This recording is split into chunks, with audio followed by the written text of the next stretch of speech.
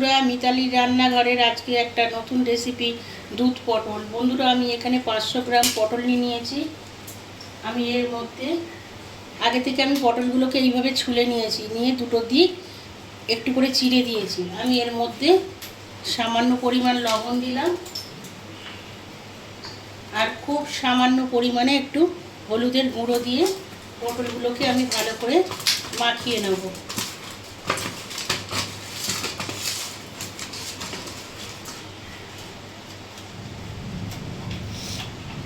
আমি গ্যাসের মধ্যে কড়াইটা বসিয়ে দিয়েছি। আমি এখানে 2 টেবিল চামচ সাদা তেল দিয়ে দেবো।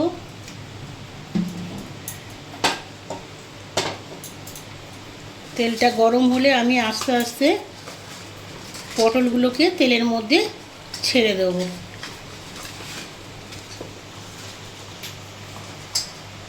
বন্ধুরা, তেলটা গরম হয়ে গেছে, আমি পটলগুলো আস্তে আস্তে ছেড়ে দিলাম।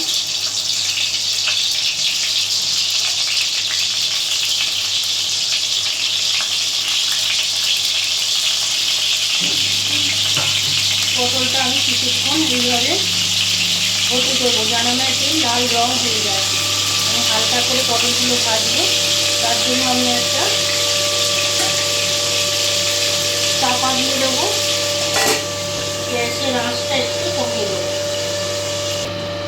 বন্ধুরা, এবারে আমি ঢাকাটা খুলে পটলগুলোর আর একটা পিঠ উল্টে দিচ্ছি।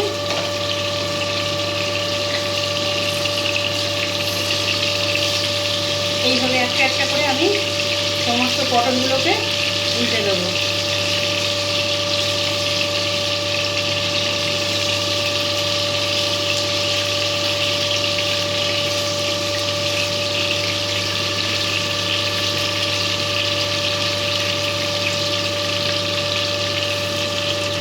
আরও কিছুক্ষণ হতে দেবো, আবার আমি চাপা দিয়ে দিলাম। বন্ধুরা, এবার আমি ঢাকাটা খুলে নেব, নিয়ে এবার আমি পটলগুলোকে তুলে নেব।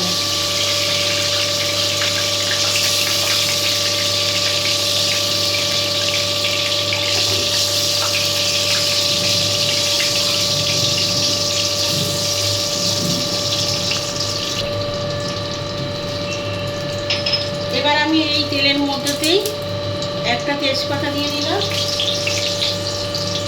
আর গোটা লবঙ্গ, দারচিনি আর 3টে এলাচ দিয়ে দিলাম। এবার আমি মশলাটা গন্ধ ছাড়া অবধি অপেক্ষা করব। মশলাগুলো ভেজে গেলে, মানে ভাজা হয়ে গেলে, আমি এর মধ্যে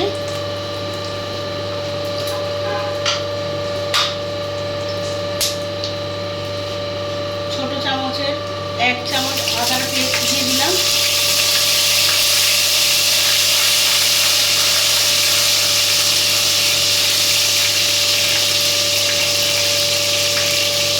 ছোট চামচের 1/2 চামচ আমি ধনে গুঁড়ো দিয়ে দিলাম।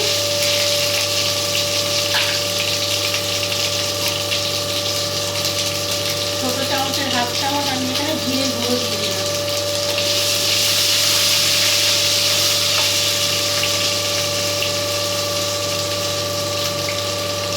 স্বাদ মতন লবণ দিয়ে দিলাম।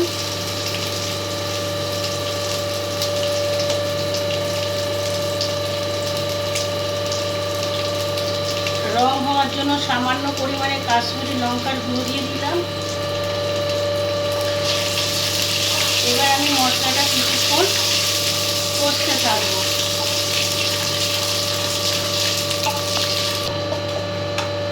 আমি এবার এর মধ্যে আগে থেকে ভেজে রাখা পটলগুলো দিয়ে দিলাম।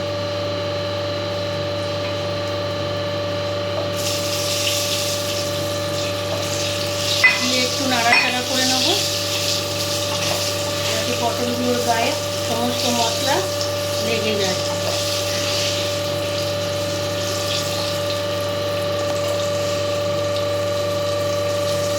এবার আমি আগে থেকে একটু লিকুইড দুধ আলাদা করে রেখেছিলাম, সেই লিকুইড দুধটা এর মধ্যে আস্তে আস্তে আমি দিয়ে দেবো।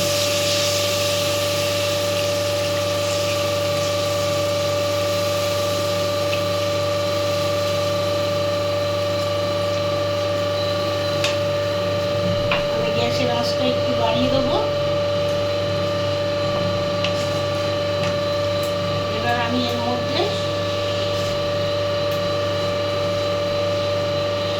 সামান্য পরিমাণ চিনি দিয়ে দিলাম।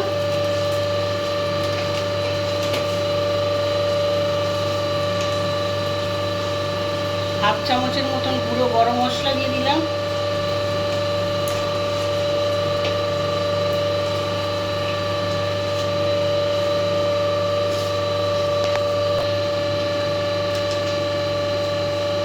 ছোট চামচের 1 চামচ আমি এখানে ঘি দিয়ে দিলাম। এবার আমি এটা ফুটতে দেবো।